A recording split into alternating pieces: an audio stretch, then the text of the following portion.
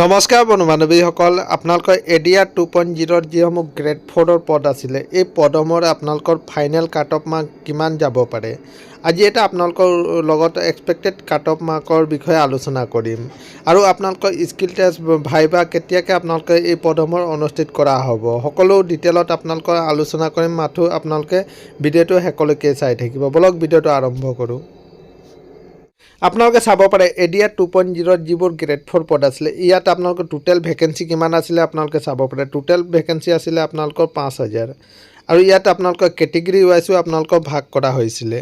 আপোনালোকৰ ক্লাছ 8 লেভেলৰ কাৰণে আছিলে আপোনালোকৰ 1950টা ভেকেঞ্চি আৰু আপোনালোকৰ মেট্ৰিক পাছৰ কাৰণে আছিলে আপোনালোকৰ 1060টা ভেকেঞ্চি আৰু আপোনালোকৰ মেট্ৰিক পাছ লগতে ITR কাৰণে আছিলে আপোনালোকৰ 1990টা ভেকেঞ্চি।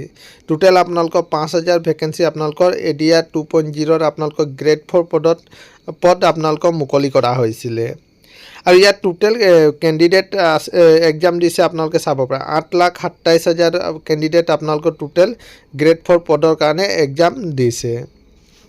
আৰু আপোনালোকৰ এক্সামত টোটেল মাৰ্ক আছিলে আপোনালোকৰ 135 মাৰ্কত আপোনালোকৰ এক্সাম অনুষ্ঠিত কৰা হৈছিলে। আৰু লগতে এইবাৰ আপোনালোকৰ নেগেটিভ মাৰ্কিঙো আপোনালোকৰ আছিলে। তো আপোনালোকৰ ফাইনেল কাট অফ কিমান যাব পাৰে আজিৰ এই ভিডিঅ'টোত আলোচনা কৰিম। আপোনালোকৰ এটা এক্সপেক্টেড কাট অফ মাৰ্ক আপোনালোকে চাব পাৰে। আপোনালোকৰ যিবোৰ এডিআৰ 2.0 গ্ৰেড 4 পদ আছিলে, এই পদসমূহৰ আপোনালোকৰ কিমান কাট অফ আপোনালোকৰ ফাইনেল কাট অফ যাব পাৰে। এটা মই আপোনালোকৰ ওচৰত এক্সপেক্টেড কাট অফ মাৰ্ক লৈ আহিছোঁ, ব্লক চাই লওঁ। আপোনালোকে পোনপ্ৰথমে আমি ক্লাছ 8 লেভেলৰ পদসমূহৰ বাবে চাই লওঁ।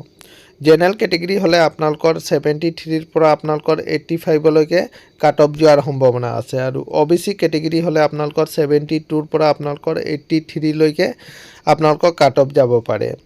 SC কেটেগৰী হ'লে আপোনালোকৰ 71ৰ পৰা আপোনালোকৰ 81লৈকে আপোনালোকৰ কাট অফ যাব পাৰে আৰু STP হ'লে আপোনালোকৰ 69ৰ পৰা আপোনালোকৰ 76লৈকে আপোনালোকৰ 8 লেভেলৰ যিসমূহ পদ আছে, এই পদসমূহত কাট অফ যোৱাৰ সম্ভাৱনা আছে।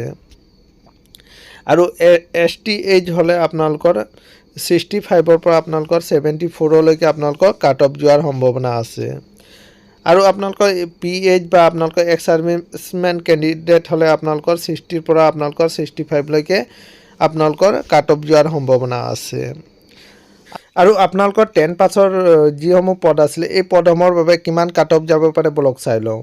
আপোনালোকৰ জেনেৰেল কেটেগৰী হ'লে আপোনালোকৰ 85ৰ পৰা আপোনালোকৰ 95লৈকে আপোনালোকৰ কাট অফ যোৱাৰ সম্ভাৱনা আছে আৰু OBC কেটেগৰী হ'লে আপোনালোকৰ 80ৰ পৰা আপোনালোকৰ 88লৈকে আপোনালোকৰ কাট অফ যোৱাৰ সম্ভাৱনা আছে আৰু SC হ'লে আপোনালোকৰ 75ৰ পৰা আপোনালোকৰ 85লৈকে আপোনালোকৰ কাট অফ যোৱাৰ সম্ভাৱনা আছে আৰু STP হ'লে আপোনালোকৰ 70ৰ পৰা আপোনালোকৰ 80লৈকে আপোনালোকৰ কাট অফ যোৱাৰ সম্ভাৱনা আছে আৰু STH হ'লে আপোনালোকৰ 66ৰ পৰা আপোনালোকৰ 75লৈকে কাট অফ যাব পাৰে আৰু PH আৰু এক্স ছাৰ্ভিচমেন কেণ্ডিডেট হ'লে আপোনালোকৰ 60ৰ পৰা আপোনালোকৰ 65লৈকে কাট অফ যোৱাৰ সম্ভাৱনা আছে। আপোনালোকৰ 10 পাছৰ যিসমূহ পদ আছিলে, এই পদসমূহৰ এইটো আছিলে বন্ধু বান্ধৱীসকল এটা সৰু সুৰা ইনফৰ্মেশ্যন। সদায় এইদৰে জব নটিফিকেশ্যন পাই থাকিবৰ কাৰণে চেনেলটো ছাবস্ক্ৰাইব কৰি দিব। ধন্যবাদ।